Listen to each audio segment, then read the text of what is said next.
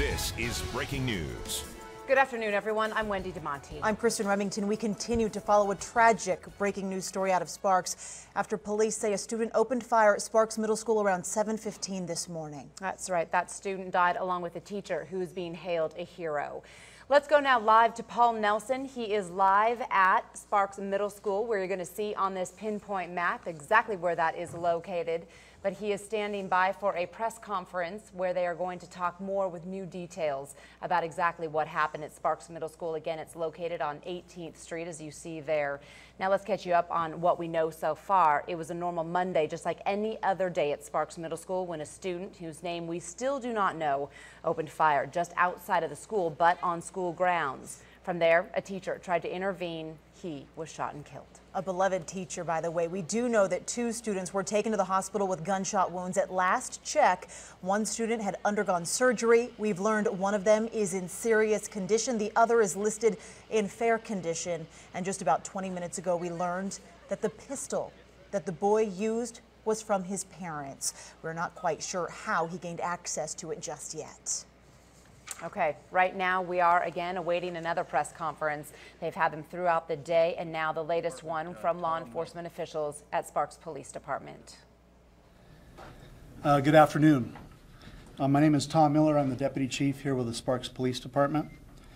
At 7:16 this morning, our 911 center was flooded with calls regarding a shooting that occurred at Sparks Middle School.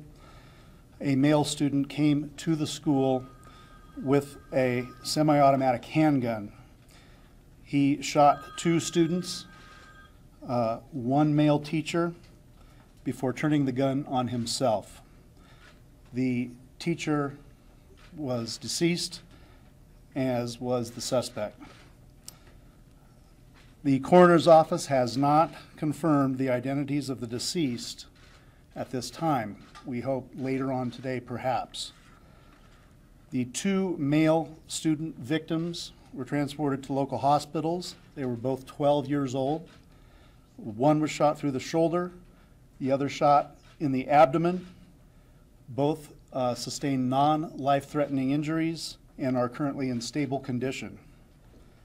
At this time, I'm going to call in Chief Mike Meares with the Washoe County School District Police. Mike Meares, Chief of Police for the Washoe County School District Police Department. Want to talk to you, when the initial call came out, the law enforcement officers were on scene with less than 3 minutes from the initial 911 call to the agencies arriving. We had agencies from Reno Police Department, Sparks Police Department, Washoe County School Police, Nevada Highway Patrol. I believe even a marshal's unit responded. So from the initial first 911 call came in, the response was less than 3 minutes. Another part that's really crucial about this is the outstanding job that the staff did at Sparks Middle School. There's been some reports out there initially that there was some chaos going on. I got to tell you this, though, the staff at Sparks Middle School, before law enforcement arrived, had the students, you got to understand, this occurred before the bell even rang at 7:30 in the morning. Those staff members got out, got students into their class, into any classroom, and put that school in a lockdown almost instantaneously. Outstanding job by the staff by doing that. So I'd like to commend them. The school will be closed for the remainder of this week. Sparks Middle School will be closed. The adjacent elementary school, Agnes Risley, will be closed as well. The Superintendent Martinez will be up here shortly after me to discuss about the counseling sessions that will be set place for the students and the staff and parents of the Sparks Middle School. So with that, bring up Superintendent Pedro Martinez. Good afternoon, everyone. Thank you for being with us on this very tragic and sad day. I want to reiterate a few things that Chief Meares said.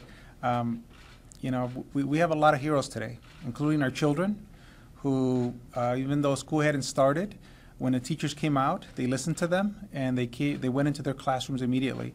Our partners across the city of Sparks, the city of Reno, the Washoe County, the Sheriff's Office, they were there in minutes, single digit in minutes, in responding and got control of the situation. My condolences to our fallen hero, one of our teachers, amazing teachers. My condolences to his wife, his children, his mother who's flying in. But like I said, we have a lot of heroes. And also our families from Sparks Middle, because we brought the children to Sparks High School. I know they were scared. There was a lot of emotions running. I was with them all morning today. But they were patient, and they waited for us. Because we needed to make sure that we reunited the children, and then we had to do it one by one. And there had to be a staff person with every single child. And we had to verify IDs because we just couldn't take any chances. So I just want to thank everybody for coming together. And right now our work is going to focus on the families and focus on our staff. We will have counseling sessions starting tonight at Maxwell Elementary School at 6 p.m. Tomorrow we'll have counseling sessions at Palmer Elementary School in Sun Valley, Sparks High School, and for our staff at the Johnson Community Center. And I want to thank the City of Sparks for offering that for us. And that will be from 7:30 a.m. to 7 p.m. If any family has any questions, you can call us. You can go to our website or call us at the general number 789-3804, 789-3802. That's 789-3804 and 789-3802. We know this is a difficult time for all of us. But one of the things that I love about this community is that we're a family. We're a family at Sparks Middle School. We're a family within our district, and we're a family in this community. And you can see it by all the people that are here and all of the hundreds of phone calls we received today just from all over the country supporting us. So I just want to thank all of the community for being with us, and we'll have to mourn together and we'll have to heal together. Thank you. And now we'll bring up our board president, Barbara Clark. Thank you. We cannot emphasize again how truly sad we are today that has impacted our children.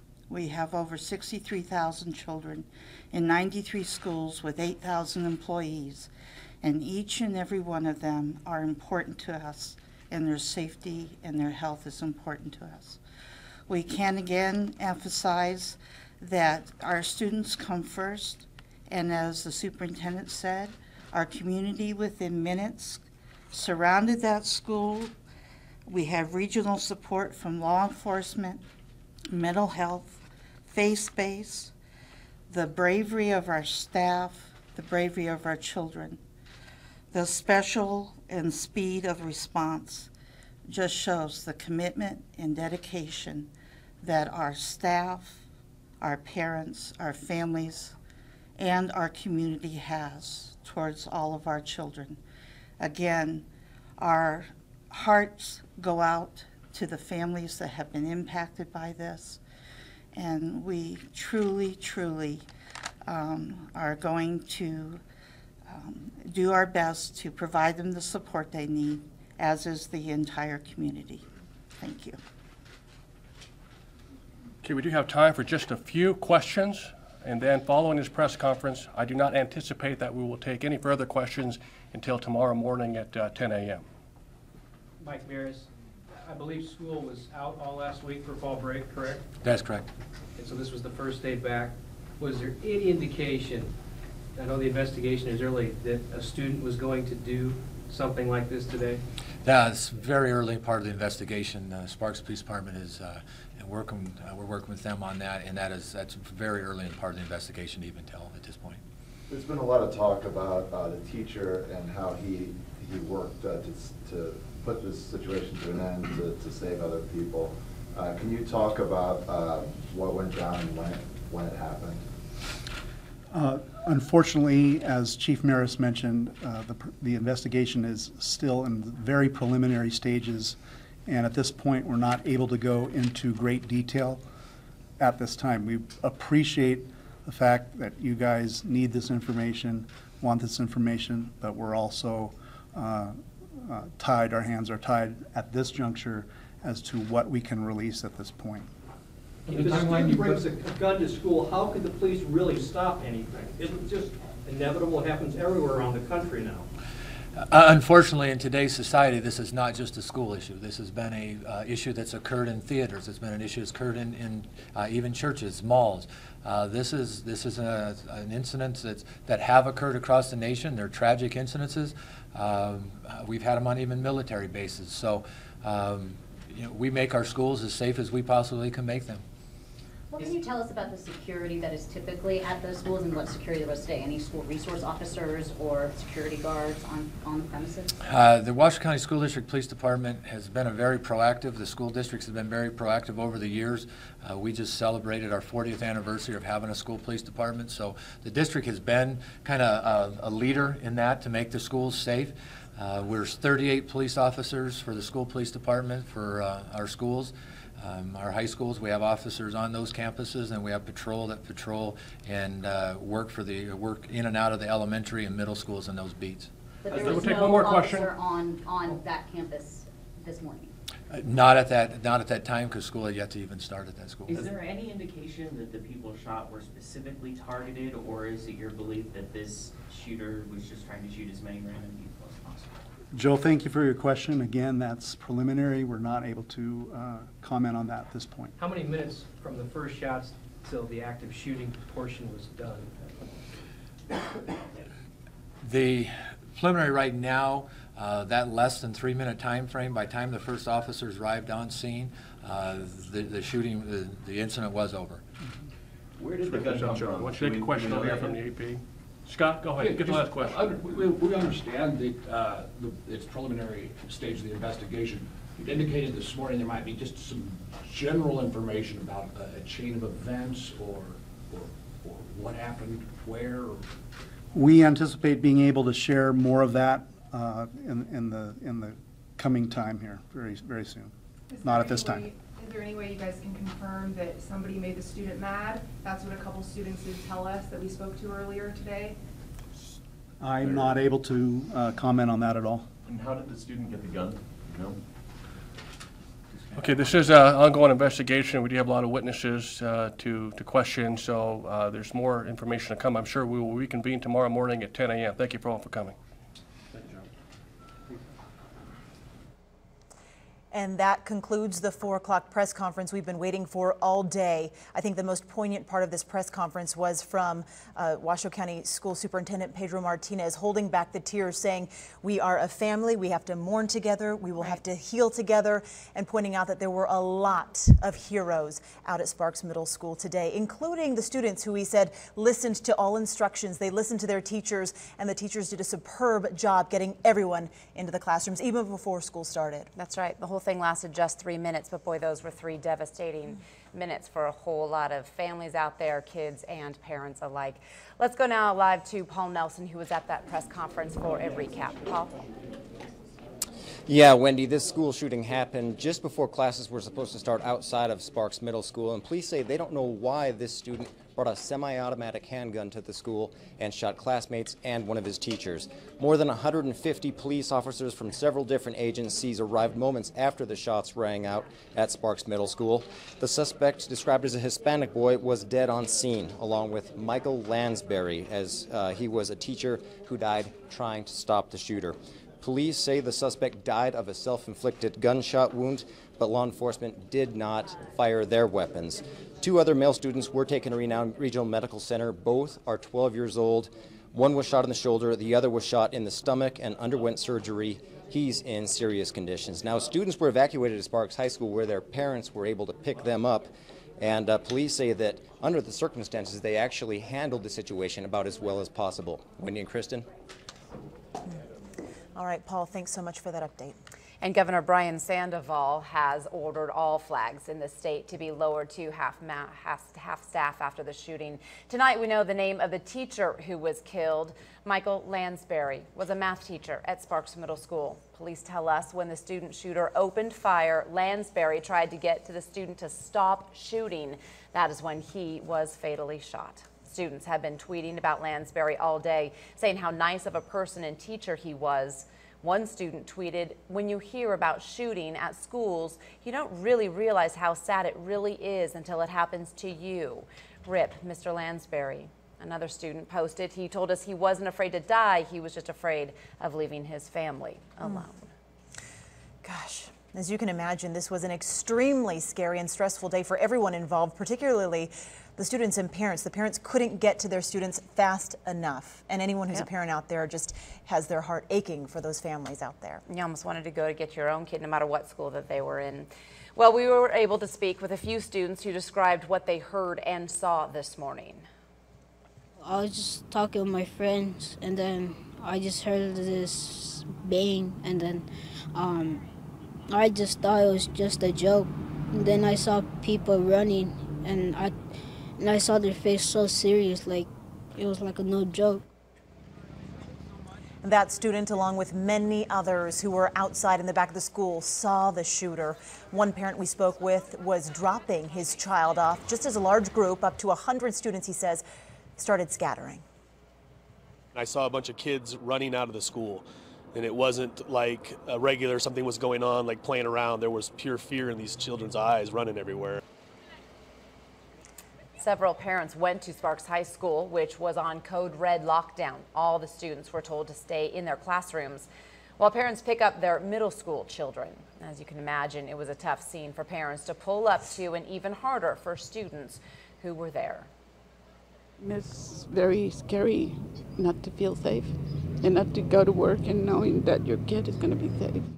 I thought that was going to be my last day. When a tragic event like this happens, there are certain procedures that are supposed to go into effect. Yeah, back in April, Jennifer Burton visited Virginia Palmer Elementary for a closer look at how the district prepares for a day, unfortunately, like this one. Code red drill, code red drill. Virginia Palmer Elementary School is conducting its annual Code Red drill. Code red is a word that we use as a lockdown. That's the most serious threat we have in the school district. Administrators and teachers immediately start locking down the school. Teachers and students stop what they're doing and move into action as well. The goal is to keep everyone safe. One of the things you won't see during a Code Red drill is kids running everywhere. That's because during Code Red, teachers and children are locked inside their classrooms. As emergency manager, I have three critical things I'm looking for. I'm making sure, number one, that teachers are locking the door. Number two, I'm making sure they're covering all their windows, their door windows, and I'm making sure they're doing that accountability check, that they're getting accountability where all the teachers are and where all the kids are inside the building. The rooms look empty to someone who might make it through the locked door. We won't show you exactly where they are, but every student, staff, and teacher knows where to go. Each room is checked and cleared individually. That way an assailant can't lure the students out of the rooms. Students know that only certain people can end the Code Red. Great job on the Code Red drill. You were so quiet, nobody even knew you were here. Teachers like Jennifer Nolan say the practice makes everyone feel safer. Like anything, the more we practice it, the quicker that we can do it. And time is of the essence in these situations. School police monitor the drill to see what goes well and what needs to be changed. Could you hear the page outside? Did you hear anything when you're standing in the hallway? Did you find any doors that weren't locked? We as a whole team and everybody as a team provides their input how they think the drill went. Principal Jason Childs says the team at Palmer Elementary did well, and the small disruption for the drill was worth it. It makes us feel prepared, and God forbid the worst thing does happen, we have a plan and we can go into action, and I think that that's to some extent comforting to both the staff and the students and our parents. A lot of preparation for a day just like today. Counseling is going to be huge. It's going to begin tonight for students. The first one is at Alice Maxwell Elementary School at 2300 North Rock Boulevard. That is in Sparks. It goes tonight from 6 to 8 o'clock.